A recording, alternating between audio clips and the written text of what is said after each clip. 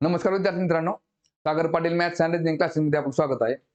तर बघा, आगामी येणाऱ्या 2025-26च्या तलाठी भरती या सरावासाठी आपण 2023 मध्ये जी तलाठी भरती झाली होती त्याच्यामध्ये जे काही एकूण 57 पेपर झाले त्याची आपण सिरीज चालू केली. तर बघा, त्याच्यामधला आज आपण 10/9/2023 मध्ये तिसऱ्या शिफ्ट मध्ये जो पेपर झाला होता तो आज आपण आजच्या लेक्चर मध्ये बघणार आहे.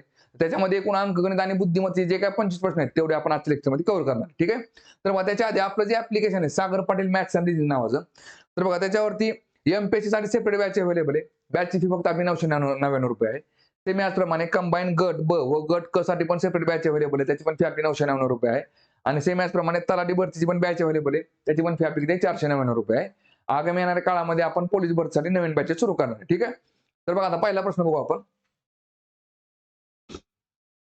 बघा काय दिले बघा प्रश्नामध्ये. A man had 0.08 part of his wealth invested in stocks. बघा, एका माणसाने काय केले बघा, त्याच्या उत्पन्नाचा 0.08 भाग जो आहे ना तो कशामध्ये हे केलाय तर बाबा स्टॉक्स मध्ये त्याने इन्व्हेस्ट केलेला आहे. किती केलाय बघा तर 0.08. बरं, आता पुढे काय दिले बघा. 0.3 पार्ट इन एफ डीज. बघा, तर बघा एफ डी मध्ये किती त्यांनी इन्व्हेस्टमेंट केलेली आहे तर 0.3 भाग केलेले आहे.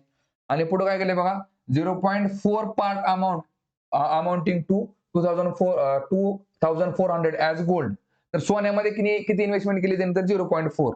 गोल्ड मध्ये किती केलेले तर 0.4. आता बघा, जे आपण अपूर्णांकामध्ये मानतो ना, म्हणजे पूर्ण उत्पन्नाचे जे, आता बघा थोडक्यात हे काय बघा 0.4 म्हणजेच काय तर 4/10. म्हणजे आपण अपूर्णांकामध्ये कसं मानतो बघा, बेदोनी 4 बे 5. थोडक्यात काय त्याने त्याच्या उत्पन्नाचा बाबा 2/5 भाग हा गोल्ड मध्ये इन्व्हेस्टमेंट केलेला आहे. फक्त त्यांनी तसं दिलेलं कसं बघा आपल्याला त्यांनी 0.08 मध्ये. मग थोडक्यात काय, आता जसं अपूर्णांकाचा 1 म्हणजे आपण पूर्ण 100% उत्पन्न पकडतो. बरोबर आहे का. म्हणजे 0.4 0.3 0.00 0.08 आणि परत आणखी जे काय असेल ते सगळे मिळून आपण उत्पन्न किती पकडतो त्याचं 1 मध्ये पकडतो. ठीक आहे बघा. आता पुढे काय दिले बघा. आता इथे काय दिले बघा 0.4 part amounting to 2400 as a gold. पण बघा गोल्ड मध्ये त्याने उत्पन्नाचा अपूर्णांकामध्ये 0.4 भाग केलाय, पण संख्येमध्ये किती आहे बघा तो तर किती आहे इकडं तर 2400 रुपये. 2400 रुपये. ठीक आहे बघा. पुढे काय दिले बघा आता. And he rest and the rest in cash. आणि राहिलेल्या अमाऊंट कशी आहे बघा त्याच्याकडे कॅश मध्ये.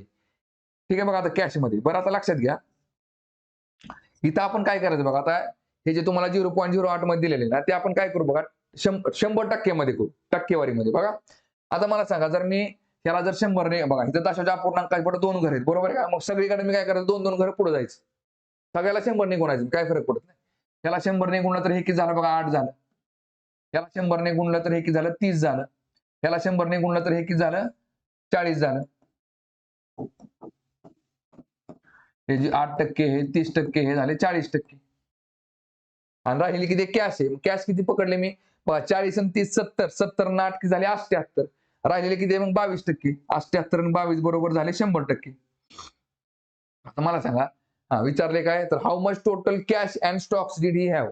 त्याच्याकडे टोटल कॅश आणि काय म्हटले बघा स्टॉक्स किती रुपयाचे आहेत बघा. आता कॅश किती आहे 22% आणि स्टॉक्स किती आहेत बघा तर 8% आहेत. मग 22 आणि 8 किती झाले 30%. बरोबर आहे का. आता बघा आपल्याला एवढं माहिती आहे बघा 40% अमाऊंट. 40% अमाऊंट म्हणजे किती आहे बघा तर 2400 रुपये. तर मग 30% अमाऊंट म्हणजे किती. 30% म्हणजे कळलं कुठलं 22% अधिक 8 30%. किती निघेल बघा 30% म्हणजे किती आहे तर x आहे. मग काय नाही तिरकस गुणाकार करा. काय निघेल x गुणिले 40. बघा x गुणिले 40 बरोबर 30 गुणिले 2400.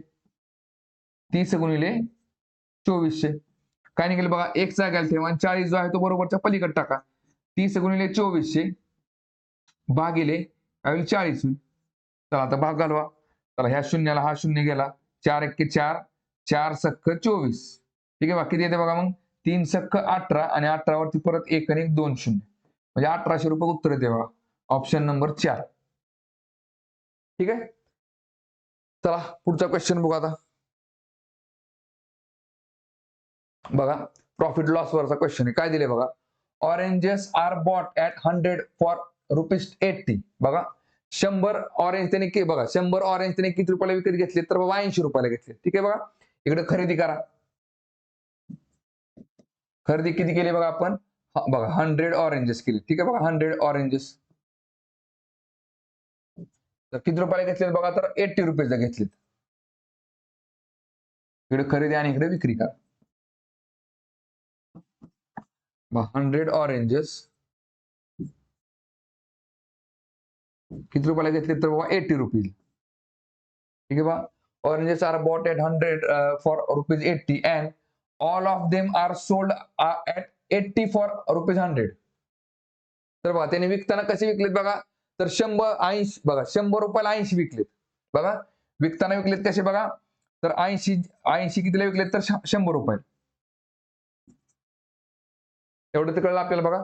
त्याने काय केलं, खरेदी केली 100 रुपयाला बघा, 100 संत्री त्याने 80 रुपयाला खरेदी केली आणि विकताना त्याने 80 संत्री 100 रुपयाला विकली. आपल्याला कसं असतं लक्षात घ्या, नफा आणि तोटा काढताना आपण काय करतो कधी पण, समजा एक वस्तू मी 100 रुपयाला घेतली आणि तीच एक वस्तू मी 120 रुपयाला विकली, तर मला 20% नफा झाला. पण काय झालं इथं, आपण एकाच वस्तूबद्दल बोललो, किंवा 100 वस्तू मी 100 रुपयाला विकत घेतली आणि 100 वस्तू मी 120 रुपयाला विकल्या, तर मला 20% नफा होतो. पण इथं पण आपण काय म्हणू शकतो, कारण की खरेदी केलेल्या वस्तूंची संख्या आणि विक्री केलेल्या वस्तूंची संख्या ही सारखीच आहे. इथं काय बघा, वस्तूंची संख्या वेगवेगळी आहे. इथं 100 वस्तू आहेत, तिथं 80 वस्तू आहेत. वस्तू 100 सेम करून घ्या. आता मला सांगायचं, 100 ऑरेंजची किंमत 80 रुपये, तर 80 ऑरेंजची किती असेल बघा, 80 ऑरेंजची किंमत किती असेल, तर X असेल. बरोबर आहे. तिरकास गुणाकार करून तात्पुरतं काढून घ्या.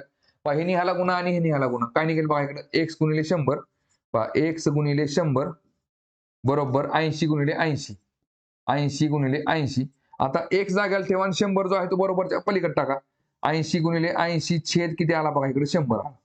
काय निघेल, ह्या शून्याला हा शून्य, ह्या शून्याला हा शून्य, 8 किती आले बघा, 64. X ची व्हॅल्यू झाली 64, म्हणजेच काय आलं, 64 रुपये. थोडक्यात काय बघा, 100 ऑरेंज मी 80 रुपयाला विकत घेतले. ठीक आहे बघा. त्याचप्रमाणे मग 80 ऑरेंजची किंमत झाली 64 रुपये.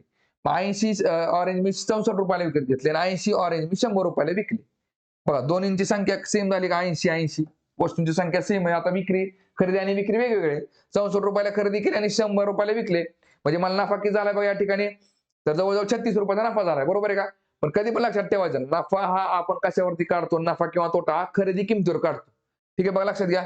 म्हणजे बघा माझी खरेदी किंमत किती आहे, 64 रुपये आणि विक्री किंमत बघा, मला नफा किती झालाय, तर 36 रुपयाचा. तर तो टक्केवारीमध्ये किती असेल म्हणून इंटू 100 करा. आणि आता भाग झाला, काय निघेल बघा इथं, 4 1 4 आणि 4 सक्क 24, परत इकडे किती आलं बघा, 4 9 36. ठीक आहे बघा. परत 4 चोक 16 आणि इकडे किती आलं बघा, 4 2 8 आणि 2 10, 4 5 20. ठीक आहे. आता बघा किती आलं, 25 9 आले 250. 225 भागिले किती आले, हे 4 आलं. आता भाग आला किती येते बघा, 4 1 4, 4 5 20 आणि 2 22, 4 7 24 आणि 1 25, 4 2 8 आणि 2 10, 4 5 20, मग 56.25%. नफा किती झालाय मला, 56.25%. ठीक आहे. चला पुढचा क्वेश्चन बघू आता.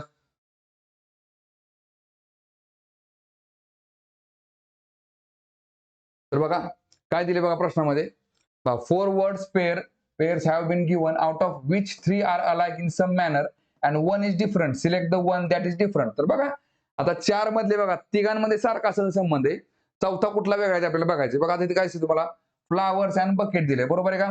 फ्लावर्स म्हणजे काय, फुले, आणि इकडे बकेट म्हणजे काय असते बघा, पुष्पगुच्छ. ठीक आहे बघा. आता बघा एक फ्लॉवर आहे, अनेक फ्लॉवर एकत्र आले त्याला आपण पुष्पगुच्छ म्हणतो. बरोबर आहे. चला ग्रेप्स म्हणजे काय झाली बघा, द्राक्षी. ठीक आहे बघा. आणि द्राक्षांच्या जास्त द्राक्ष एका जागेला असेल तर त्याला काय म्हणतो आपण, घड म्हणतो. द्राक्षांचा घड असतो. बंच म्हणजेच घड झाला बघा. प्लम्स म्हणजेच काय, मनुके. आता मनुके म्हणजेच काय बघा, द्राक्ष वाळवल्यानंतर जे असतात त्याला आपण मनुके म्हणतो बघा. मनुके आणि सगळे मनुके एकत्र आले की त्याला आपण काय म्हणतो, बास्केट म्हणतो. बरोबर आहे. इथं काय दिले बघा, ट्री झाड. आणि बसेल म्हणजेच काय दिले बघा, तर बघा धान्य किंवा फळ मोजण्याचं एक प्रकारचं ते साधन. त्यामुळे हे काय ते बघा चुकतंय, म्हणून आपलं उत्तर असेल ऑप्शन नंबर 2. येते लक्षामध्ये. झाड आणि बुशेल म्हणजेच काय बघा, तर एक धान्य किंवा फळ मोजण्यासाठी एक प्रकारचं ते साधन असतं, त्याला आपण बुशेल म्हणतो. ठीक आहे बघा. म्हणजे 1 3 4 बरोबर आहे, 2 वेगळे, त्यामुळे ऑप्शन नंबर 2 येते. ठीक आहे. चला पुढचा क्वेश्चन बघू आता. बघा सिरीज चॅप्टरचा क्वेश्चन आहे. काय दिले बघा ह्याच्यामध्ये, what should come in place of the question mark in the given series. बघा बघा ते 24 दिले. 24 अधिक किती येते बघा, 9 बरोबर 33 येते. 33 आणि 10 43, 43 आणि 10 53, 53 आणि किती येते बघा 5 म्हणजे 25 येते इथं म्हणजे 28. 33 आणि 25 किती झाले 58. चला 58 आणि 107 म्हणजे किती झाले बघा 40 42, 42 आणि 7 49. बघा काय दिसते बघा तुम्हाला इकडे परत 107 आणि 188 म्हणजे इथं 81 चा फरक आहे. बघा 24 अधिक 9 33, 33 अधिक 25 58, 58 अधिक 49 107, 107 अधिक 81 188. म्हणजेच काय दिसते बघा 9 म्हणजे हा 3 चा वर्ग आहे, 5 म्हणजे हा 5 चा वर्ग आहे, 49 म्हणजे 7 चा वर्ग आहे आणि 81 म्हणजे 9 चा वर्ग आहे. बरोबर आहे का? मग 3 5 7 9 आता 11 असेल. 11 चा वर्ग किती असेल बघा तर 121. 121 जर ऍड केलं तर काय निघेल बघा 88. बघा 188 आणि किती आले 121. बघा 8 आणि 1 9, 8 आणि 2 10, चाला 1 1 2 3 309. म्हणजे इथं काय असेल बघा 309 म्हणजे उत्तर असेल आपला ऑप्शन नंबर 3. ठीक आहे. चला पुढचा क्वेश्चन बघू. बघा सिरीज चॅप्टरचा क्वेश्चन आहे. काय दिले बघा याच्यामध्ये which of the following alpha numeric terms will replace the question mark in the given series to make it logically complete. बघा क्यूच्या नंतर ना यू किती क्रमांक आहे बघा OP Q R S T U 4 घर पुढे गेले की यू निघते. बा यू पासून वाय बघा U V W x Y बरोबर 4 घर पुढे गेले की वाय निघते. आणि वायच्या पुढे बघा 4 घर गेले की एक्स वाय झेड. वायच्या पुढे एक घर पुढे गेले की झेड आला. परत सुरुवातीपासून ए बी आणि सी म्हणजे 4 घर पुढे गेले काय निघते बघा सी निघते. इथं सी आला. चला ह्याचा विषय संपला. ह्याचा विषय संपला. सी च्या नंतर एक्स आहे. सी च्या नंतर एक्स आहे. ठीक आहे. मग आता फक्त नंबर चेक करा. मग नंबर काय निघेल बघा 7 अधिक 8 15. ठीक आहे बघा 15 अधिक 8 किती येते बघा 23. मग 23 अधिक 8 काय निघेल बघा 23 आणि 7 30 आणि 31 म्हणजे 31 निघते बघा इकडं. म्हणजे लास्टला काय निघेल बघा सी एक्स आणि 31 म्हणजे ऑप्शन नंबर 4. ठीक आहे. चला पुढचा क्वेश्चन बघू. बघा काय दिले बघा प्रश्नामध्ये the cost of a machine is estimated to be decreasing at the rate of 15% every year. If it cost 6000 now what will be the estimated value of the machine after 2 years. तर बघा एका मशीनची जी value आहे ना प्रत्येक वर्षामध्ये बघा 15% घसरते कमी होते. ठीक आहे. आणि आता त्या मशीनची किंमत जर 6000 रुपये असेल तर पुढच्या 2 वर्षानंतर त्याची किंमत किती असेल म्हणजे थोडक्यात दरवर्षी ती 15% घसरणार आहे. ठीक आहे बघा आता बघा सुरुवातीला 6000 रुपये एका वर्षानंतर काय होईल बघा 15% घसरली म्हणजे आत्ताच्या किमतीच्या 85% किंमत राहिली. आणि हिथं जी काय किंमत असेल परत ह्या किमतीच्या 15% परत घसरणार आहे. म्हणजे ह्या किमतीच्या परत 85% रक्कम ती शिल्लक राहील. मग काय निघते बघा आता याच्यामध्ये सॉल्व्ह करून. बघा 5 एके 5, 5 सत्त 35, इथं आलं 5 दुने 10. परत बघा 5 एके 5, 5 सत्त 35, इथं आलं 5 दुने 10. ठीक आहे बघा. चला परत ह्या 2 झिरोला हे 2 झिरो गेले. बघा परत बे दोन्ही 4 आणि इकडे बघा 15 चोक 60 येते. ठीक आहे बघा.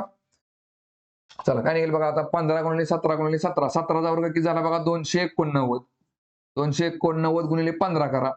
किती बघा निघते बघा 15 9 35 असे. परत 15 28 असे 120 आणि 13 किती झाले बघा 130 133. परत 15 दुने 30, 30 आणि 13 किती झाले 30 आणि 10 40 आणि 3 43 म्हणजे 4335 रुपये झाले.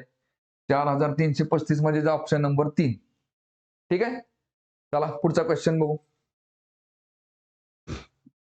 बघा टाइम डिस्टन्स स्पीड वरचा क्वेश्चन आहे. काय दिले बघा याच्यामध्ये अ bike travels the first 1/3 of a certain distance with a speed of 10 km per hour. The next 1/3 distance with a speed of 20 km per hour and the last 1/3 distance with a speed of 60 km per hour. What is the average speed of the bike for the whole journey? तर बघा एक bike काय करते बघा सुरुवात बघा पहिलं 1/3 जे अंतर आहे तिचं ती कितीच्या स्पीडने कव्हर करते बघा तर 10च्या स्पीडने कव्हर करते. नंतरचं 1/3 अंतर ती काय करते 20च्या स्पीडने कव्हर करते आणि नंतरचं 1/3 अंतर ती 60च्या स्पीडने कव्हर करते. तर पूर्ण प्रवासामध्ये तिचा सरासरी वेग किती होता ते आपल्याला विचारले. आता बघा लक्षात घ्या सरासरी वेग म्हणजेच काय असतं. आता बघा इथे बरं अंतर किती दिसते बघा तुम्हाला 1/3 अधिक 1/3 अधिक 1/3 म्हणजे 3/3 म्हणजे एक पूर्ण होऊन जातो. बरोबर आहे का. म्हणजेच काय बघा आता इथे काय दिसते बघा तुम्हाला बघा आता बघा टोटल डिस्टन्स बघा आपल्याला टोटल ऍव्हरेज विचारले ऍव्हरेज स्पीड विचारले बरोबर आहे का. मग टोटल डिस्टन्स म्हणजे एकूण अंतर बघा, एकूण अंतर पूर्ण करायला लागलेला एकूण वेळ. एकूण वेळ आता काय दिसतं बघा, याच्यामध्ये अंतर भागिले वेळ केले की बरोबर वेग निघतो. बरोबर आहे का? मग एकूण अंतर भागिले एकूण वेळ बरोबर तुमचं सरासरी वेग निघतो. बरोबर आहे का? मग आता मला सांगा, आपण तात्पुरतं काय करायचं बघा. आता वेग तर तुमचा किती 10, 20 आणि 60 चा वेग आहे. बरोबर आहे का? मग 10, 20 आणि 60 चा लसावी हा काय करा, त्याचा 1/3 अंतर पकडायचं. आपल्याला इथं बघा, तुम्ही अंतर कुठलं जरी पकडलं तर काही फरक पडत नाही, लक्षात घ्या. पण आपण अंतर असं पकडायचं की ज्याला 10, 20 आणि 60 ने भाग गेला पाहिजे. बघा, मग आता आपण 1/3 अंतर किती पकडलं, 10, 20, 60 चा लसावी असतो 60 असतो. 10 क 60, 20 त्रिक 60 आणि 60 एके 60. म्हणजे बघा, आता पहिले 60 किलोमीटर अंतर जर पकडलं आपण, तर पहिलं 60 किलोमीटर अंतर पूर्ण करा आपल्याला बघा, कितीचा वेग किती आपला बघा, 10 किलोमीटर आहे. बरोबर आहे का? हा झाला वेग आणि हे झालं तुमचं अंतर. किती आपला वेग 10 किलोमीटर वेग आहे, किलोमीटर पर आवर. ठीक आहे बघा. इथे किती वेळ लागेल बघा, आपल्याला 6 तास वेळ लागेल. बघा, नंतरचं 60 किलोमीटरचं जे अंतर आहे ते पूर्ण करायला आपला वेग किती आहे बघा, आता आपला 20 चा वेग आहे. 20 च्या स्पीडने कव्हर केलं तर आपल्याला इथं 3 तास वेळ लागेल. आणि नंतरचं 60 किलोमीटर अंतर जे आहे, तर ते 60 च्या स्पीडने कव्हर केलं तर आपल्याला किती वेळ लागेल, ते 1 तास वेळ लागेल. ठीक आहे बघा, मग आता एकूण अंतर किती झालं बघा, 60 आणि 60 120, 120 आणि 60 किती झाले 180. 180 किलोमीटर अंतर पूर्ण करा किती वेळ लागला आपल्याला, 6 आणि 3 9, 9 आणि 1 10, एकूण 10 तास वेळ लागला. बरोबर आहे का? आपला सरासरी वेग किती असेल बघा, तर 18 किलोमीटर पर आवर. किती असेल, 18 किलोमीटर पर आवर. म्हणजेच ऑप्शन नंबर 3. ठीक आहे, चला पुढचा क्वेश्चन बघू. बघा, बॉड मासवरचा क्वेश्चन आहे बघा.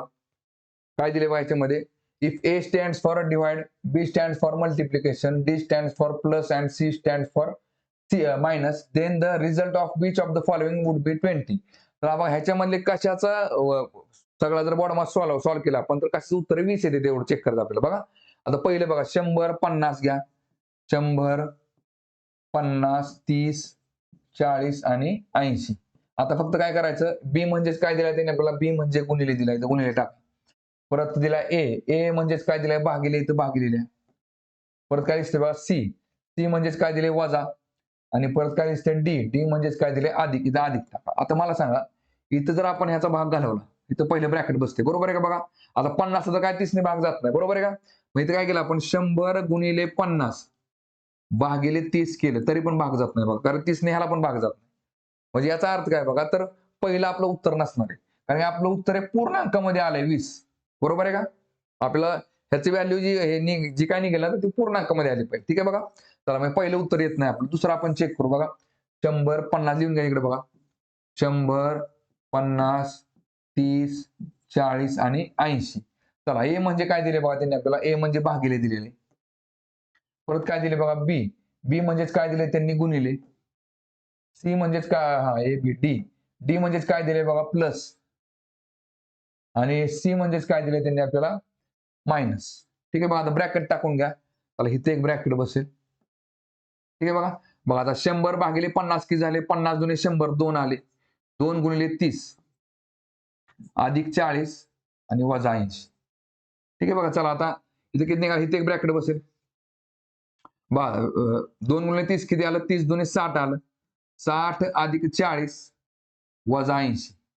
म्हणजे काय निघालं बघा, 60 आणि 40 झाले 100, 100 वजा 80 बरोबर काय निघते बघा, 20 येते. म्हणजे आपलं उत्तर काय असेल बघा, इथं ऑप्शन नंबर 2 असेल. ठीक आहे, चला पुढचा क्वेश्चन बघू. बघा, काय दिले बघा प्रश्नामध्ये, in the following triad each group of letters is related to the subsequent one following a certain logic, select from the given option the one that follows the same logic. ठीक आहे बघा, आता इथं जे लॉजिक लागलेलं ना, तेच logic तुम्हाला कशामध्ये लागले तेवढं बघायचं. बघा, आता काय केलंय बघा, पहिलं जे अल्फाबेट आहे ते उचलून काय केले बघा, शेवटला टाकले. बरोबर आहे का? पहिला एफ कुठ टाकला, शेवटला टाकला, आणि बाकीचं ए आय आर आय असं लिहिलेलं. ठीक आहे बघा, म्हणजे पहिला अल्फाबेट शेवट टाकले आणि बाकीचं आय असं लिहून टाकले. म्हणजे काय निघेल बघा, इथं पहिला अल्फाबेट शेवटला दिसतंय कुठं तुम्हाला बघा, पहिला बी इथं शेवटला टाकला. ठीक आहे बघा, नंतर USY असायला पाहिजे बघा, इथं USY आहे का नाही, पहिला विषय संपला. ठीक आहे बघा. चला, यू आपण शेवटला टाकला. ठीक आहे, यू हा कुठे गेला, आपला शेवटला गेला. पण PON सुरुवातीलाच पाहिजे. PON आहे का इथं नाही, त्याचा मग विषय संपला.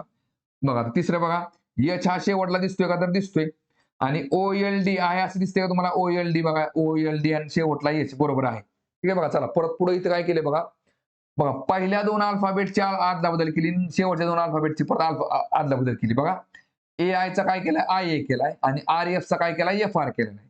बघा इथं पहिल्या बघा इथं OL ची आदला बदल करा, काय दिसते बघा? LO दिसतोय का? दिसतोय. आणि DH ची आदला बदल करा, HD दिसतोय का? तर दिसतोय. ठीक आहे, म्हणजे उत्तर काय निघेल बघा इथं ऑप्शन नंबर 3. ठीक आहे, चला पुढचा क्वेश्चन बघू आता. बघा परत एकदा बॉड मास वरती क्वेश्चन आहे. काय दिले बघा याच्यामध्ये? चला ब्रॅकेट टाका, इथं एक ब्रॅकेट टाका आणि परत इथे एक ब्रॅकेट टाका आणि इथे एक ब्रॅकेट टाका. तर काय दिसते बघा तुम्हाला इकडं? 6/3 किती आलं बघा? 3 2 6 म्हणजेच 2 गुणिले 2. बरोबर आहे का? चला अधिक किती आलं बघा इकडं? 9 चोक 36 आणि वजा किती आले बघा? 6/2 बेत्रिक 6 म्हणजे इथे किती आलं बघा? 3 आहे. ठीक आहे बघा, चला आता काय निघेल बघा इकडं? बेदुनी 4, 4 अधिक 36 आणि वजा किती येते बघा? 3. 36 अधिक 4 किती झाले? 40. 40 वजा 3 किती येते बघा? तर 37 उत्तर आलं पाहिजे. 37 म्हणजेच ऑप्शन नंबर काय येते? 4 येते. ठीक आहे, चला पुढचा क्वेश्चन बघू आता. बघा काय दिले बघा क्वेश्चन मध्ये? If a fractions denominator is decreased by 80% and the numerator is increased by 300%, the fraction becomes 2/9. What is the fraction? बघा आता बघा आता इथं 2/9 दिसते आपलं फ्रॅक्शन, बरोबर आहे का? पण हा फ्रॅक्शन कसा बनलाय बघा, लक्षात घ्या. पहिला जो काय तुमचा न्यूमरेटर होता तो कितीने बघा डिक्रीज झालाय? तर 80% कमी झालेला आहे. बरोबर आहे का? 80% बघा बघा आता लक्षात घ्या. आता 100ची व्हॅल्यू आहे, बरोबर आहे का? आणि बघा 20% जर वाढली असेल तर ती होती किती बघा? 120% होती. बरोबर आहे का? 80% कमी झालाय म्हणजेच काय? 100त 80 निघून गेले, राहिले फक्त 20%. लक्षात आलं का बघा? थोडक्यात काय बघा, डिनॉमिनेटर म्हणजेच काय बघा? छेद. हा झाला डिनॉमिनेटर आणि हा झाला अंश म्हणजेच काय? न्यूमरेटर. ठीक आहे बघा, आधी त्यांनी डिनॉमिनेटर बद्दल दिलेले. मग हा जो डिनॉमिनेटर तुम्हाला दिसतोय का नाही 9, हा काय बघा? पहिला जो काय तुमचा डिनॉमिनेटर होता का नाही त्याच्या किती आहे बघा? त्याच्या किती आहे बघा? तर त्याच्या 20% फक्त. मग 100% किती असेल तेवढं काढून घ्या.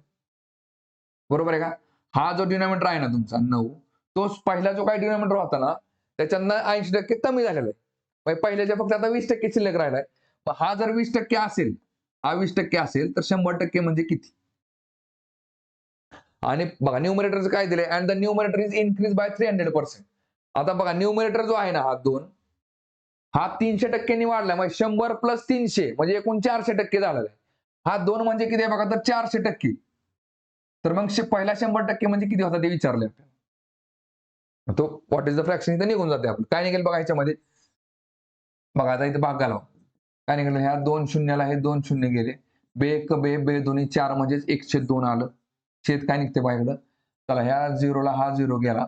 बे एक बे बे एक बे बे पंचे 10 म्हणजे 9 45. ठीक आहे बघा? काय दिसतंय बघा आता इथं? 1 हे 2 खाली येणार आहे. बघा 2 गुणिले 45 होईल. म्हणजेच काय? 1/45 दुणे 90. म्हणजे आपलं उत्तर किती असेल बघा इथं? Option number 4.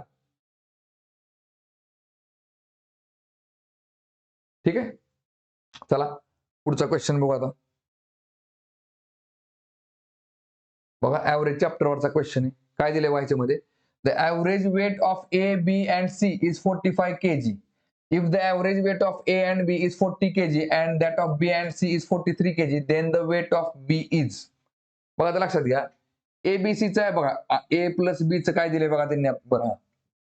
इथं आपल्याला सुरुवातीला दिले ABC. A plus B plus C चं ऍव्हरेज. ऍव्हरेज किती दिले बघा? थोडक्यात सरासरी किती दिले त्यांनी आपल्याला इथं? 45 किलोग्राम. हे झालं सरासरी. एबीसीची सरासरी किती आहे? 45 किलोग्राम आहे. मग त्यांचं एकूण वजन किती असेल बघा? तर 3 गुणिले 45. किती येते बघा? मग 3 5 15 हा चाला एक. बघा हा चाला एक 3 चौक 12 आणि 1 13 म्हणजे 135. ठीक आहे बघा? 45 गुणिले 3 केले किती निघते? 135 निघते. ठीक आहे, चला परत पुढं. If the average weight of A and B is 40 kg, बघा ए प्लस बी चं किती आहे बघा ऍव्हरेज, ए प्लस बी चं तर 40 kg म्हणजेच काय ऍव्हरेज झालं 40, मग त्यांचं एकूण किती झालं बघा 2 गुणिले 40 बरोबर झाला 80. आणि परत काय and that of B and C is 43 kg, आणि बी आणि सी चं ऍव्हरेज किती आहे बघा, बी प्लस सी चं किती आहे तर 43 आहे. त्यांचं एकूण वजन किती झालं 2 गुणिले 43 बरोबर किती झालं बघा 42 6 42 8 86 किलोग्राम. आणि then the weight of B is, आता मला सांगा ए बी सी चं मला वेट माहिती आहे, ए प्लस बी प्लस सी चं किती आहे आपल्या इकडे तर 135 आहे, बरोबर आहे का. आणि आता बघा ह्या दोन्हींची बेरीज करा, काय दिसते बघा तुम्हाला ह्याच्यामध्ये A plus B plus B plus C, बरोबर आहे का. पहा A plus B plus C is equal to किती आलं बघा 80 आणि 86 किती झाले 8 आणि 8 16 आणि 166 येते, बरोबर आहे का. मग आता मला सांगा ह्याच्यातनं जर हे मायनस केलं आपण तर काय बघा, पहा ए ला ए कॅन्सल झाला, बी ला बी कॅन्सल झाला आणि सी ला सी कॅन्सल झाला, राहिले फक्त बी. फक्त काय करायचं ह्याच्यातनं हे मायनस करा, 166 मधून 135 गेलं, खाली किती राहिले बघा 7 न 5 गेला 1 राहिला, 7 न 3 गेला 3 राहिले, ठीक आहे बघा. म्हणजे हे बी ची व्हॅल्यू झाली बघा किती, बी झाला किती आपला 31 किलोग्राम, बरोबर आहे का. तर हा उत्तर असेल आपला ऑप्शन नंबर 2 31 किलोग्राम.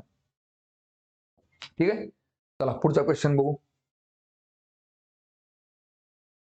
बघा सिलॅगिझम चॅप्टर वरचा क्वेश्चन आहे, काय दिले बघा याच्यामध्ये, read the given statements and conclusions carefully, you have to take the given statements to be true even if they seems to be at variance from commonly known facts. You have to decide which conclusions logically follow and is true based on the given statements. ठीक आहे बघा, आता statement काय दिलेत बघा, some crows are kites, बघा some crows are kites, some crows are काय दिले बघा kites, काही कावळे हे काय आहेत बघा तर पतंग आहेत. ठीक आहे बघा, परत पुढे काय दिले बघा, all kites are eagles and all crows are eagles, बघा all kites are eagles and all crows are eagles, म्हणजे थोडक्यात काय इगल असं येईल बघा. सर्व पतंग काय आहेत तर गरुड आहेत आणि सर्व कावळे पण काय आहेत गरुड आहेत. ठीक आहे बघा, हे झाले, याला काय म्हणतो आपण स्टँडर्ड डायग्राम. बरं, आता ह्याच्यावरून सुरुवातीला काय करायचं, होकारार्थी निष्कर्ष आधी चेक करायचा बघा, पण दोन्ही निष्कर्ष नो आणि नो नॉट दिसते म्हणजे नकारार्थी निष्कर्ष. ठीक आहे बघा, चला आपण पहिला निष्कर्ष चेक करू, काय दिले बघा, नो काइट्स आर क्रोज, बघा एकही पतंग काय म्हटले बघा कावळा नाही. बघा काय दिसते बघा तुम्हाला, नो काइट्स आर क्रोज दिसते का नाही, सम काइट्स आर क्रोज दिसते आपल्याला इथे, बरोबर आहे का.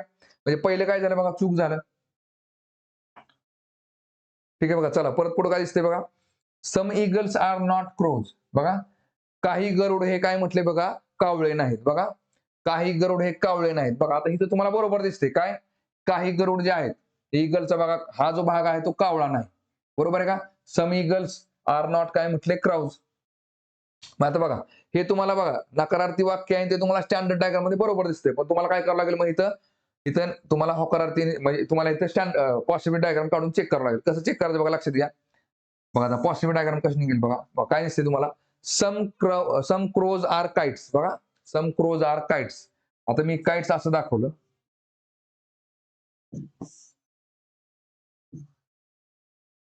मला काय दाखवायचंय बघा, माझं पहिलं स्टेटमेंट बघा, सम क्रोज आर काइट्स म्हणजे काही कावळे पतंग आहेत. मला सांगा हा कावळ्यांचा भाग आहे आणि त्याच्यामधला आतला थोडा भाग मी पतंग दाखवलाय, बरोबर आहे, बरोबर आहे. बघा सम क्रोज, बघा क्रोजचा काही भाग काइट आहे का तर आहे. ही डायग्राम मी अशी काढू शकतो, ह्याला काय म्हणतो आपण पॉसिबिलिटी म्हणजे शक्यता, ह्याला काय म्हणतो आपण शक्यता.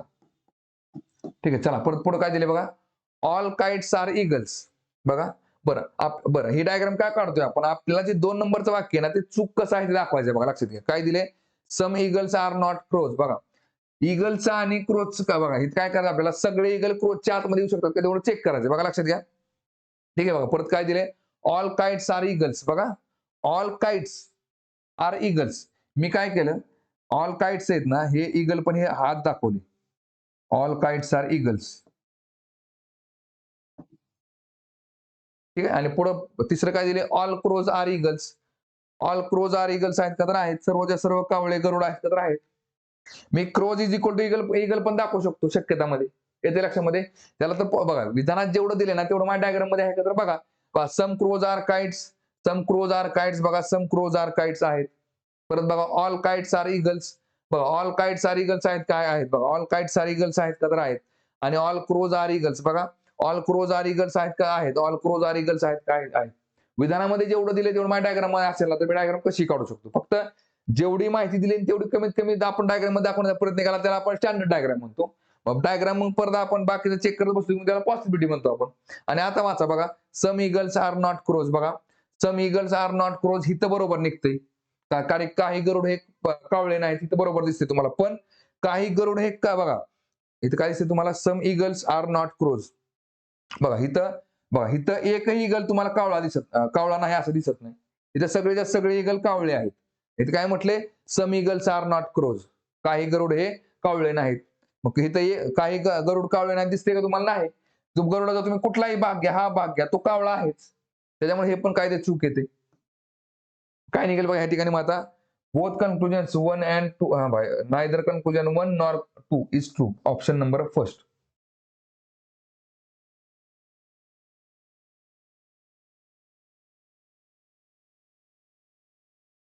ठीक आहे, चला पुढचं क्वेश्चन बघू आता.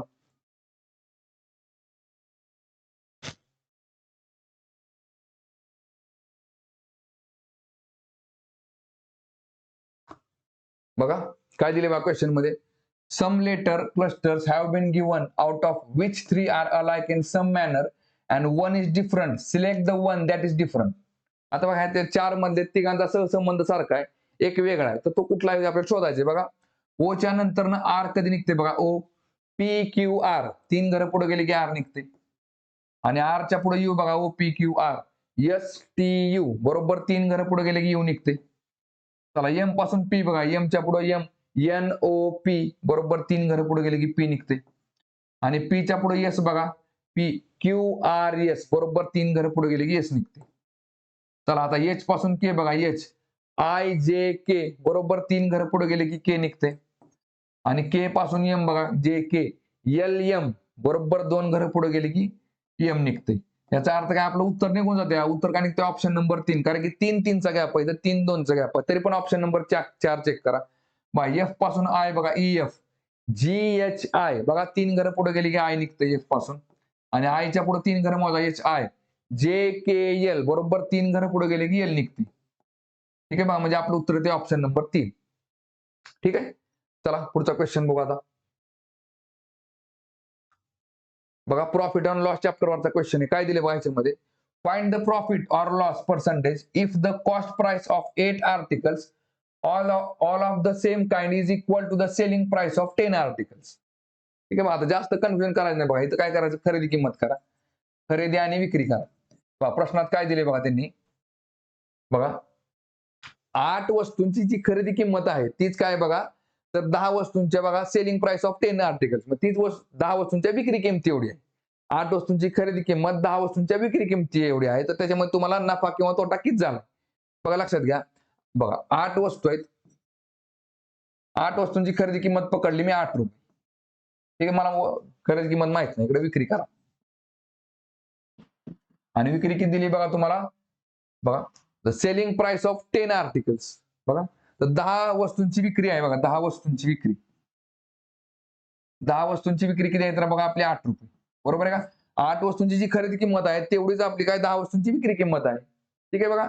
बरं आता लक्षात घ्या, पण आपण कसं असतं बघा, नफा आणि तोटा कुठं काढतो आपण, एक वस्तू आपण 100 रुपयाला विकत घेतली आणि तीच एक वस्तू आपण 120 रुपयाला विकली, आपल्याला 20% नफा झाला म्हणतो आपण. पण का, कारण वस्तू एकच वस्तू खरेदी केली, एकच वस्तू विकली. किंवा 15 वस्तू आपण 10 रुपयाला विकत घेतल्या आणि त्याच 15 वस्तू आपण 20 रुपयाला विकल्या, तर तुम्हाला परत तिथं 10 रुपये नफा होईल, म्हणजे 100% नफा होईल. पण का, कारण वस्तूंची संख्या सेम असली पाहिजे.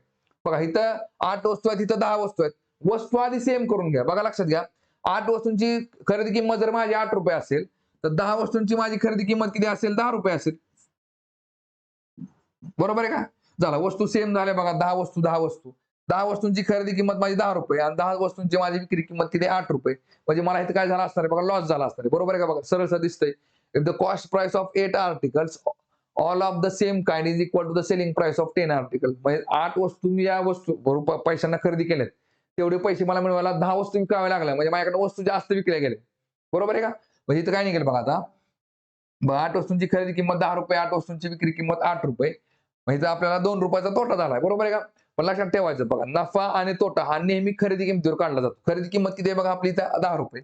आणि 10 रुपयावरती मला तोटा किती झालाय बघा, 2 रुपये. तो टक्केवारीमध्ये किती असेल गुणिले 100 करा. काय निघेल बघा इकडं, शून्याला शून्य गेला म्हणजे 82 20%. 20% काय असेल बघा, तो तोटा असेल. Option number 4. ठीक आहे, चला पुढचा क्वेश्चन बघू आता. बघा काय दिले बघा क्वेश्चन मध्ये. A woman invested 85,000 at the rate of 7 plus 1 by 2 per annum simple interest for 4 years. Find the amount she will receive after 4 years. तर बघा एका महिलेने बाबा 85,000 रुपये गुंतवलेले, कसं सरळ व्याजाने, किती वर्षांसाठी, 4 वर्षांसाठी. आणि व्याजाचा दर किती आहे बघा, तर 7.1/2 म्हणजे 7.5%. ठीक आहे, तर तिला 4 वर्षानंतर किती अमाऊंट मिळेल बघा. लक्षात घ्या, सरळ व्याजाचा फॉर्म्युला काय असतो बघा, लक्षात घ्या. सरळ व्याज सरळ व्याज बरोबर मुद्दल गुणिले मुदत गुणिले दर छेद 100. आता बघा सरळ व्याज किती आपलं माहित नाही, आपण एक्स पकडलं. मुद्दल किती आपल्या इकडे 85,000 रुपये. मुदत किती आहे बघा आपली 4 वर्षांची. आणि दर किती आहे बघा आपला, बघा 7.5% करा, किंवा तुम्ही 7.5% करा, किंवा त्याला ह्या पूर्णांक अपूर्णांकाला अपूर्णांकामध्ये मांडा तरी चालतं. तसंच करू आपण. चला काय दिसते बघा इकडे, 2 14, 14 आणि 15, 15/2 आले इकडे. छेद किती आले इकडे, 100. बघा काय निघते बघा ह्याच्यामध्ये आता. चला इकडे बघा बघा 85,000 गुणिले 4 गुणिले 15 छेद, हे 2 कुठं जाणार, छेदाला जाईल इकडे खाली, 2 गुणिले 100. किंवा नसेल तर मग डायरेक्ट 7.5 केलं तर आणखी सोपं होऊन जाते. आणि आता भाग घालवा, काय निघेल बघा याच्या ठिकाणी. बघा ह्या 2 शून्याला हे 2 शून्य गेले. ठीक आहे बघा, चला परत बे 1 बे, बे 2 4. ठीक आहे बघा, आता इकडे 15 2 किती आले बघा, 30 आले, बरोबर आहे का? म्हणजे काय बघा, बघा 850 गुणिले 30, 85 गुणिले 3 करा, बरोबर आहे का? 85 गुणिले 3 करा आणि परत 2 शून्य वाढवून द्या.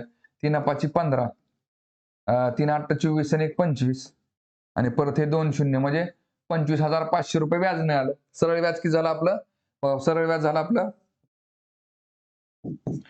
25,500. पण आपल्याला त्यांनी विचारले काय, तर पूर्ण रास विचारले, रास मुद्दल प्लस व्याज 4 वर्षानंतर किती मिळेल.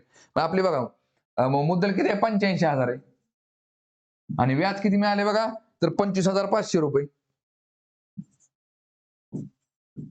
ह्याची बेरीज काय निघते बघा, 0 अधिक 0 0, इकडे 0, 5 5 आणि 5 10, 7 ला 1, 8 आणि 2 10 आणि 1 11, म्हणजेच काय 1,10,500. 1,10,500 म्हणजे ऑप्शन नंबर पहिला. ठीक आहे, चला पुढचा क्वेश्चन बघू.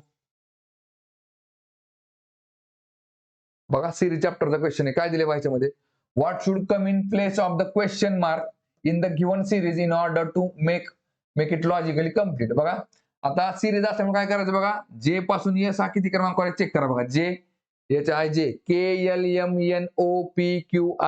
बघा 9 घरं पुढे गेल्यानंतर एस निघतोय. बघा एस पासून आता बघा, चला इकडे के पासून टी बघा आता किती क्रमांकावर आहे बघा.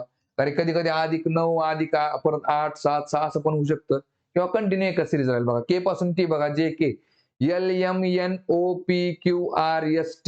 केच्या पुढे पण 9 घरं गेले की टी निघतोय. याचा अर्थ काय बघा, तर एस पासून 9 घरं पुढे मोजा. एसच्या पुढे 9 घरं मोजल्यावर काय निघालं, एस TUVWXYZ आणि नंतर ए आणि बी. काय निघेल बघा, बी निघेल, बरोबर आहे का? बघा एसच्या पुढे एस OPQRS TUVWXYZ आणि बी, बघा बी निघाला इथं. ठीक आहे बघा, बी निघाला. चला आता परत पुढे काय दिसतंय बघा.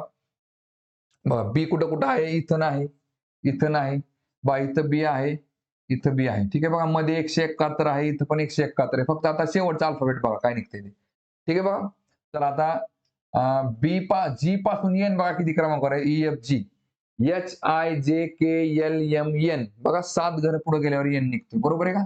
चला आता बी पासून आय बघा तरी पण एकदा चेक करून, AB CDEFGHI, परत 7 घरं पुढे गेले की आय निघतो. याचा अर्थ काय, एन पासून बरोबर 7 घरं मोजा. N O P Q R S T U, बरोबर काय निघेल बघा, यू निघेल. आणि 171 तर कॉमनच आहे दोन्हीकडे, म्हणजे बी 171 यू ऑप्शन नंबर तिसरा असेल. ठीक आहे. चला पुढचा क्वेश्चन बघू. बघा काय दिले बघा प्रश्नामध्ये, MRXN is related to PTUL. बघा MRXN is related to PTU आणि L in a certain way based on the English alphabetical order. In the same way, IVQS is related to LXNQ. बघा त्याचप्रमाणे बघा IVQS is related to LXN आणि Q. ठीक आहे बघा. To which of the following is HNSZ? बघा HNSZ related following the same logic. आता बघा लक्षात घ्या, M पासून P किती क्रमांक आहे बघा, M NOP 3 घरं पुढे गेले की P निघतोय. चला R पासून T बघा OPQR ST बघा 2 घरं पुढे गेले की T निघतोय. आता बघा U बघा X च्या पाठीमागे U आहे, बरोबर आहे का, त्यामुळे U पासून X मोजा, U VWX. बघा U च्या पुढे X आहे 3 घरं गेल्यानंतर, याचा अर्थ X च्या पाठीमागे 3 घरं गेले की U निघते. ठीक आहे. आता बघा N च्या पाठीमागे L आहे, म्हणजे L च्या पुढे N आहे, L पासून N मोजा, L MN बघा L च्या पुढे 2 घरं गेले की N निघते, याचा अर्थ N च्या पाठीमागे 2 घरं गेले की L निघते, N च्या पाठीमागे 2 घरं L निघते. ठीक आहे. बघा आता इथं पण तेच असणार आहे बघा लॉजिक, I च्या पुढे L बघा HI JKL बघा 3 घरं पुढे गेले की L निघते, आणि V पासून X बघा UV WX बरोबर 2 घरं पुढे गेले की X निघते, याचा अर्थ काय, इथं पण -3 आणि -2 चा गॅप असणार आहे. ठीक आहे. चला आता H पासून 3 घरं पुढे मोजा, बघा H IJK इथं काय निघेल बघा, K निघेल. K कुठं आहे, इथं नाही, इथं आहे, इथं नाही. ठीक आहे. बघा परत बघा आता N च्या पुढे 2 घरं मोजा, N OP इथं P निघेल. ठीक आहे. बघा P इथं आहे, P इथं आहे, फक्त आता तिसरा अल्फाबेट बघा. आता बघा इथं -3 करायचे, बरोबर आहे का. बघा आता इथं P दिसतोय, इथं Q दिसतोय, आता तात्पुरतं P घेऊन बघा, P च्या पुढे 3 घरं मोजा, P QRS बरोबर. बघा P च्या पुढे 3 घरं गेले की S निघते, याचा अर्थ S च्या पाठीमागे 3 घरं आले की P निघते. आणि इथं बघा आता Z आहे ना, इथं लास्टला काय तुम्हाला दिला Z, Z च्या पाठीमागे 2 घरं मोजा, बघा XYZ म्हणजे इथं बरोबर X असेल बघा, बरोबर आहे का, म्हणजे KPPX म्हणजे ऑप्शन नंबर 2. ठीक आहे. चला पुढचा क्वेश्चन बघा. आता बघा काय दिले बघा प्रश्नामध्ये, खालील अक्षर मालिकेचा संदर्भ घ्या आणि प्रश्नाचे उत्तर द्या. बघा दिलेल्या मालिकेत अशी किती टी अक्षरे आहेत, अशी किती टी अक्षरे आहेत ज्यांच्या ताबडतोब नंतर टी येतो. बघा दिलेल्या मालिकेत अशी किती अक्षरे आहेत, अशी किती अक्षरे आहेत, अक्षरे ज्यांच्या ताबडतोब नंतर टी येतो, म्हणजे अल्फाबेटच्या नंतर टी आला पाहिजे. कुठे दिसतोय बघा तुम्हाला, JT दिसतोय बघा, इथं PT दिसतोय, इथं LT दिसतोय, इथं CT दिसतोय, म्हणजे एकूण 4 दिसतात, म्हणजे ऑप्शन नंबर 4 असेल. ठीक आहे. चला पुढचा क्वेश्चन बघू. आता बघा परत एकदा सिरीज चॅप्टरचा क्वेश्चन आहे. काय दिले व्हायच्यामध्ये, what should come in place of the question mark in the given series in order to make it logically complete. बघा D च्या नंतर L किती क्रमांक आहे बघा, ABCD EFGHIJKL बघा 8 घरं पुढे गेले की L निघते. चला L पासून T बघा, L MNOPQRST परत 8 घरं पुढे गेली की T निघते, याचा अर्थ T च्या पुढे 8 घरं गेली की B निघेल, बरोबर आहे. कसं ST UVWXYZ परत सुरुवातीपासून A आणि B, बरोबर B आलाय बघा. आता B च्या पुढे 8 घरं मोजा, B CDEFGHIJ काय निघेल बघा, J निघेल, 8 घरं पुढे गेले की. आता J इथं नाही, इथं आहे, इथं नाही, इथं आहे. J च्या नंतर ना बघा इथं B आहे, इथं पण J आणि B आहे, म्हणजे शेवटचा अल्फाबेट B 100% असणार आहे. फक्त नंबर चेक करा. आता बघा 9 अधिक 7 16 बरोबर आहे का, 16 आणि 16 9 25 बघा, परत 25 आणि 10 35 आणि 1 36 म्हणजे 11, म्हणजे काय दिसतंय बघा, बघा 7 आणि 2 9 आणि 2 11 आणि 2 13 निघेल. आता थोडक्यात काय 36 अधिक 13 काय निघेल बघा, इकडं 36 आणि 13 किती झाले, 30 40 आणि 39 म्हणजे J 39B बघा, J थांबा 36 आणि 13 किती झाले 30 40 49 इथे 49 करा जे 49 बी म्हणजे ऑप्शन नंबर 2 येते. ठीक आहे. चला पुढचा क्वेश्चन बघू. बघा काय दिले बघा प्रश्नामध्ये. Ansh and Tanvi can do a piece of work in 24 days and 40 days respectively. बघा अंश जो आहे तो बघा अंश अंश काय करतोय बघा एक काम किती दिवसामध्ये करतोय 24 दिवसामध्ये करतोय आणि तेच काम पूर्ण करायला तन्वीला किती दिवस लागतात बघा तन्वीला 40 दिवस लागतात. ठीक आहे चला पुढे काय दिले बघा. They started the work and after 8 days, Shubham, who can complete the same work in 20 days, join them. ठीक आहे बघा. In how many days can they complete the whole work? ठीक आहे बघा. तर बघा अंश आणि तन्वीने 8 दिवस एकत्र काम केल्यानंतर त्यांना कोण मिळते बघा की जो कोण मिळतोय तर शुभम मिळतोय जो एकट्याने तेच काम 20 दिवसामध्ये पूर्ण करतो. आता इथे शुभमला बी घ्या. शुभमने जर एकट्याने काम केलं तर तो 20 दिवसामध्ये पूर्ण करतो. आता मला सांगा इथं 24 40 आणि 20 चा लसावी किती आला बघा. बघा 20 आणि 40 चा किती आला लसावी 40 आला. 20 दोन्ही 40 40 एके 40 आणि परत बघा 24 आणि 40 चा किती आला बघा. बघा 24 च्या पाड्यामध्ये एक आणि शून्य किती असतं बघा 4 5 20 म्हणजे 24 5 120 बरोबर आहे का. म्हणजे लसावी किती आला बघा तुमचा 120 आला. कसा 24 5 120 40 त्रिक 120 20 सख 20. ठीक आहे बघा. आता 120 म्हणजे काय बघायचं आपण एकूण काम किती झालं आपलं 120 रुपयाचं. मग 120 रुपयाचं काम करायला जर अंशला 24 दिवस लागत असतील तर तो एका दिवसामध्ये किती पेमेंट त्याला पैसे मिळाले बघा 24 5 120 5 रुपये मिळतील. तेच तन्वीला किती मिळतील बघा 3 रुपये मिळतील आणि तेच शुभमला 20 × 20 6 रुपये मिळतील. ठीक आहे बघा. पण बघा काय केले बघा सुरुवातीचं 8 दिवसाचं जे काम आहे ते कुणी केलेलं आहे बघा कुणी अंश आणि तन्वीने. अंश आणि तन्वीने सुरुवातीला 8 दिवस काम केले 8 रुपयाने बरोबर आहे का. मग 8 गुणिले 2 किती आले बघा इकडं 16 रुपयाचं काम कम्प्लीट झालेले बरोबर आहे का. एक मिनिट 8 दिवसात हे दोघं मिळून दिवसाला किती पेमेंट मिळवतात तर बघा 8 रुपये पेमेंट मिळते त्यांना बरोबर आहे का. असं त्यांनी 8 दिवस काम केलेले बरोबर आहे का. मग 8 दिवसात केलेलं काम किती असेल बघा 8 दिवसात झालेले काम किती असेल 8 गुणिले 8 8 8 64 रुपयाचं. शिल्लक काम किती असेल बघा. शिल्लक काम किती राहिलं आता बघा 120 मधून इकडे 64 वजा करा काय निघते बघा इकडं 36 आणि 20 किती झाले बघा बघा 70 50 56 झाले किती 36 आणि 20 झाले 56 बरोबर आहे का. 56 रुपयाचं काम शिल्लक. आता 56 रुपयाचं जे काम आहे ते कोणी सुरुवातीचे 8 दिवस काम केलं कोणी अंश आणि तन्वीने. 8 दिवसानंतर त्यांना कोण भेटला बघा तर शुभम भेटला. सुरुवातीच्या 8 दिवसामध्ये 56 रुपयाचं 64 रुपयाचं काम संपलं होतं. राहिले काम किती 56 रुपयाचं. 56 रुपयाचं काम मात्र त्या तिघांनी कंप्लीट केलेले. ते काम संपवायला किती दिवस लागेल बघा 56 भागिले. आता तिघं मिळून एका दिवसात किती काम करतात बघा 6 3 9 9 5 14 रुपयाचं काम करतात. 14 चोक 56 येते म्हणजे 4 दिवसामध्ये राहिलेलं काम संपून जाईल. टोटल काम करायला त्यांना किती वेळ लागलाय तर हे बघा हे 4 दिवस आणि सुरुवातीचे हे 8 दिवस 4 आणि 8 किती झाले बघा 12 दिवस म्हणजे ऑप्शन नंबर 4 येते. ठीक आहे. चला पुढचा क्वेश्चन बघू. बघा काय दिले बा प्रश्नामध्ये. A man is swimming in a stream which flows at the rate of 1.5 kilometre per आवर. तर बघा एक माणूस बघा आता नदीमध्ये पोहतोय बघा आणि प्रवाहाचा वेग किती आहे तर बघा 1.5 किलोमीटर आहे 1.5 kilometre per hour. In a given time he can swim twice the distance with the stream as compared to the distance he can swimming against it. तर बघा आता तो माणूस काय दिले बघा he can swim twice the distance with the stream. म्हणजे बघा प्रवाहाच्या दिशेने समजा आता तो 1 तास पोहतोय तर एका तासामध्ये प्रवाहाच्या दिशेने तो जेवढं अंतर पूर्ण करतोय तेवढंच अंतर पूर्ण करायला त्याला त्या प्रवाहाच्या दिशेने काय होते बघा तर काय दिसते बघा तुम्हाला तेवढाच वेळामध्ये तो प्रवाहाच्या विरुद्ध निम्म अंतर पार करतोय. येथे लक्षामध्ये समजा तो एका तासामध्ये समजा तो प्रवाहाच्या दिशेने जाताना वाहत्या पाण्याबरोबर जाताना जर समजा तो 2 किलोमीटर अंतर पूर्ण करत असेल तर प्रवाहाच्या विरुद्ध तो त्याच्या निम्म म्हणजे 1 किलोमीटर अंतर पूर्ण करतोय. तर काय दिले बघा find the speed of the man. त्या माणसाचा वेग किती असेल. आता बघा लक्षात घ्या इथं तुम्हाला काय दिसतंय बघा तुम्हाला डिस्टन्स दिसतोय बरोबर आहे का. डिस्टन्स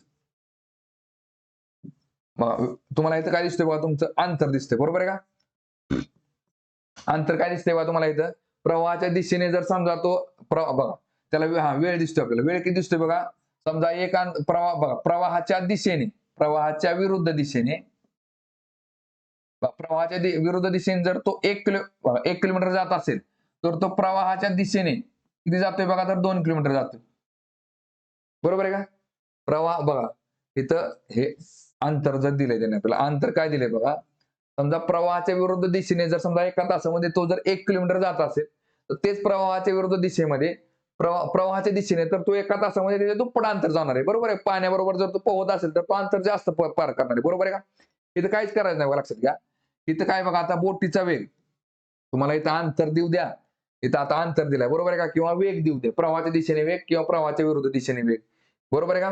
किंवा वेळ देऊ द्या, ह्याच्यावरून आपण बरोबर बोटीचा वेग आणि प्रवाहाचा वेग काढू शकतो. कसं लक्षात घ्या, बोटीचा वेग, बोटीचा वेग आणि प्रवाहाचा वेग लिहा इथं. इथं काय सुद्धा इक्वेशन सॉल्व्ह करत बसायची गरज नाही बघा. काय करायचं बघा, 2 + 1 बरोबर झालं 3. बोटीचा वेग हा जास्त असतो, लक्षात ठेवा, कधी कोणापेक्षा, प्रवाहाच्या वेगापेक्षा. ठीक आहे बघा, 2 + 1 3 आणि 2 आतनं 1 गेले, राहिले 1. हे गुणोत्तर निघते, लक्षात ठेवायचं. इथं पण आपल्याला गुणोत्तर दिले ना त्यांनी. समजा एका तासामध्ये जर आपण प्रवाहाच्या दिशेने जाताना जर एका तासामध्ये आपण 2 किलोमीटर अंतर पूर्ण करत असेल तर प्रवाहाच्या विरुद्ध जाताना आपण 1 किलोमीटर म्हणजे निम्म अंतर पार करतो, असं त्यांनी प्रश्न दिले आपल्याला. ठीक आहे बघा. बघा आता काय दिसतंय मग, ह्या गुणोत्तरावरून आपण ह्याचं गुणोत्तर काढू शकतो. ठीक आहे बघा. प्रवाहाच्या दिशेने जर आपला अंतर 1 पूर्ण करत असेल आपण प्रवाहाच्या विरुद्ध, तर प्रवाहाच्या दिशेने आपण 2 अंतर पूर्ण करतो आणि ह्याच्या गुणोत्तरावरून आपण बोटीचा वेग आणि प्रवाहाचा वेग काढू शकतो. काय, 2 + 1 3 आणि 2 आतनं 1 गेले 1. झालं, निघालं. मग आता आपल्याला प्रवाहाचा वेग माहिती आहे. प्रवाहाचा वेग किती आहे बघा, तर 1x म्हणजे 1.5 किलोमीटर आहे. बरोबर आहे का? 3x म्हणजे किती असेल बघा, 15 × 45 म्हणजे 4.5 किलोमीटर. म्हणजे बघा इथं find the speed of the man, तर ते माणसाचा वेग किती असेल तर 4.5 किलोमीटर. माणसाचा वेग म्हणजे किंवा बोटीचा वेग असतो ते सेमच असतं, लक्षात घ्या. इथं मी बोटीचा वेग लिहिलाय. बोटीचा वेग म्हणजे माणसाचा वेग. ठीक आहे, किती झाला, 4.5 किलोमीटर. ऑप्शन आला आपला उत्तर 2. ठीक आहे. चला पुढचा क्वेश्चन बघू. बघा सुलभ मारता क्वेश्चन आहे, काय दिले बघा, read the given statements and conclusions carefully assuming that the information given in the statements is true even if it appears to be at variance with commonly known facts. Decide which of the given conclusions logically follows from the statements. Statements काय दिले बघा, सम sketch pens R pencils. बघा सम sketch pens, काही sketch pen जे आहेत, काही sketch pen काय आहेत तर बघा पेन्सिल आहेत. पुढे काय दिले बघा, ऑल पेन्सिल्स आर बार. बघा ऑल पेन्सिल्स आर काय, सर्व पेन्सिल काय आहेत तर बघा 12 आहेत. ठीक आहे, काही स्केच पेन पेन्सिल आहेत आणि सर्व पेन्सिल काय आहेत तर 12. ठीक आहे, ह्याला काय म्हणतो आपण, स्टँडर्ड डायग्राम. आता ह्याच्यावरून सुरुवातीला काय करायचं, होकारार्थी निष्कर्ष आधी चेक करून घ्यायचं. बघा दोन्हीच्या दोन्ही निष्कर्ष काय बघा, होकारार्थी. ठीक आहे, पहिले काय दिले बघा, सम बार्स आर स्केच पेन्स. बघा सम बार्स आर स्केच पेन्स आहेत का, बघा काही बार स्केच पेन आहेत का, तर आहेत. बघा बारचा हा भाग स्केच पेन आहे, तर पहिलं बरोबर आहे. दुसरं काय दिले बघा, सम स्केच पेन्स आर बार. बघा काही स्केच पेन बार आहेत का, सेम आहे. बघा सेम हाच भाग, बघा स्केच पेनचा हा भाग 12 आहे. दोन्ही पण बरोबर आहेत. म्हणजे काय निघेल बघा, both conclusions 1 and 2 follow, option number first. ठीक आहे. चला पुढचा क्वेश्चन बघू. बघा नळ आणि टाकीवरचा क्वेश्चन आहे, काय दिले बघा, pipe A and B can fill a tank in 8 hours and 10 hours respectively and pipe C can empty the full tank in 12 hours. ठीक आहे, मग आता बघा पाईप एक, बघा नळ जो एक आहे A आणि B, हे स्वतंत्रपणे एक टाकी भरायला किती वेळ लागतो बघा, A हा 8 तासामध्ये भरतो आणि B हा 10 तासामध्ये भरतो. आणि तीच भरलेली टाकी ती जर एकटा नळ चालू असेल तर त्याला ती टाकी रिकामी करायला किती वेळ लागतो बघा, तर 12 तास वेळ लागतो. तो मायनस करतो इथं 12 करा. ठीक आहे बघा. आता पुढे काय दिले बघा, all three pipes are open together but pipe A is close after 4 hours. बघा सर्व पाईप हे चालू केले सुरुवातीला आणि 4 तासानंतर काय केले बघा, ए हा पाईप बंद केलाय. तर काय दिसते बघा, in how many hours will the remaining part of the tank be fill. तर जो राहिलेला भाग आहे पाण्या टाकीचा, तर तो किती वेळामध्ये भरला जाईल. तर सुरुवातीला आपल्याला काय करावं लागेल, प्रत्येक नळ हा एका तासामध्ये किती पाणी टाकतो ते काढून घ्यावं लागेल. बरोबर आहे का, आधी हे काढून घ्या. काय निघते इकडं, 12 8 आणि 10 आणि 8 चा लसावी किती निघेल बघा, तर बघा 12 आणि 8 चा किती निघतो, 24 निघतो. 12 2 24, 8 3 24 आणि 24 आणि 10 चा किती निघणार आहे बघा, 24 च्या पाड्यामध्ये 1 आणि 0 कधी असतं, 24 5 120. बरोबर आहे का, मग 120 निघणार इकडं. इथे 120 निघेल यांचा एलसीएम. आता एलसीएम म्हणजे काय पकडला आपण ती टाक बघा. येते लक्षामध्ये बघा 8, 10 आणि 12. तर तुम्हाला लसावी काढायचं असेल तर तुम्ही काय करेल बघा. बे चोक 8, बे पंचे 10 आणि बे सख 12. ठीक आहे बघा. चला आता 4 आणि 5, 6 तिघांमध्ये मिळून तर कॉमन काय निघत नाही. पण 4 आणि 6 मध्ये कॉमन काय निघते 2 निघते. बे दोन्ही 4, बे त्रिक 6, 5 ला काय भाग जात नाही 5 आहे असं घ्या. आणि आता 2, 5, 3 मध्ये काहीच कॉमन निघत नाही. सगळ्यांचा गुणाकार करून टाका. काय निघेल बघा. 5 दुने 10 शून्य आला. 3 दुने 6, 6 दुने 12 म्हणजे 120 येते. म्हणजे 120 लसावी काढला आपण. ठीक आहे बघा. तर ते लसावी म्हणजे काय पकडला आपण बघा. तर एकूण टाकी. एकूण टाकी आपली किती लिटरची पकडली आपण तर 120 लिटर टाकी. मग 120 लिटर टाकी हे जर 8 तासामध्ये भरत असेल तर त्याला तो एका तासामध्ये किती पाणी टाकणार आहे बघा. 15, 28 असे 15 लिटर पाणी टाकेल. बरोबर आहे का. तेव्हा बी ला 10 तास लागतायत तर तो 12 लिटर पाणी टाकेल. आणि ते सी काय करतो भरलेली टाकी जर 12 तासात काम करत असेल तर तो एका तासामध्ये किती पाणी बाहेर फेकणार आहे तर 12 आणि 10 120 मध्ये 10 लिटर. लक्षात येते बघा. 3 नळ आहेत. हा एक नळ आहे, हा नळ आहे. हा नळ एक नळ टाकतो 15 लिटर, हा नळ टाकतो 12 लिटर. आणि ह्यातनं बाहेर किती पाणी पडते बघा ह्या नळातनं तर 10 लिटर. टाकीमध्ये पडताना बघा 27 लिटर पाणी पडते. पण 10 लिटर वाया गेल्यामुळं त्याच्यामध्ये शिल्लक किती पाणी पडत बरं. हा तिन्ही नळ चालू केले तर या बघा लक्षात घ्या. आता इथे काय केले बघा लक्षात घ्या. हा all 3 pipes are open together. ठीक आहे बघा. आता but pipe A is close after 4 hours. तर बघा आता सुरुवातीला तिन्ही नळ चालू केले. मग तिन्ही नळांनी काय केले बघा. ह्याने 15 लिटर पाणी टाकलं, ह्याने 12 टाकले, ह्याने 10 वजा केलं. तर काय निघते बघा. 15 12 झाले 27, 27 मधून 10 गेले राहिले 17 लिटर. 17 लिटर टाकीत पाणी पडलं. ठीक आहे बघा. सुरुवातीला 4 तास तर 4 नळ चालू आहेत. मग 4 तासामध्ये त्या नळाने किती पाणी टाकलं असले बघा. 4 गुणिले 17 करा. 17 चौक किती झाले बघा 68 लिटर. ठीक आहे बघा. आता मला सांगा 68 लिटर तर पाणी भरलं टाकीमध्ये. ठीक आहे बघा. मला शिल्लक पाणी किती अजून भरायचे बघा आपल्याला लक्षात घ्या. 120 वजा जर आपण 68 केले तर काय निघेल बघा ह्याच्यामध्ये 10 तून 8 गेले 2 राहिले. परत 11 6 गेले 5 राहिले. ठीक आहे बघा. 6 5 11 110 120. ठीक आहे 52 लिटर पाणी शिल्लक राहिलं. आता 4 तासानंतर हा नळ आपण बंद करून टाकला. ह्याचा विषय क्लोज करून टाकला. आता तिथनं पुढे फक्त हे दोन आणि आपल्याला काय विचारलं रिमेनिंग पाणी म्हणजे 52 लिटर भरायला आपल्याला किती वेळ लागला. मग आता 12 लिटर पाणी पडते आणि 10 लिटर त्यातनं निघून जाते. याचा अर्थ टाकीमध्ये 2 लिटर पाणी पडणार आहे. मग 56 लिटर भराय 52 लिटर भराय किती वेळ लागेल बघा. 52 भागले 2 केले किती निघते इकडं 26 तास. 26 दुनी 52. म्हणजे आपलं उत्तर किती असेल बघा ऑप्शन नंबर 5. आपल्याला तिथे विचारलं का त्यांनी रिमेनिंग पार्ट शिल्लक राहिलेला जो भाग आहे ना तो भरायला किती वेळ लागेल. पूर्ण टाकी भरायला. पूर्ण टाकी जर म्हटलं असतं आपण काय केलं असतं 26 तास आणि सुरुवातीचे 4 तास म्हणजे 30 तास म्हटलं असतं. ठीक आहे. चला पुढचा क्वेश्चन बघू.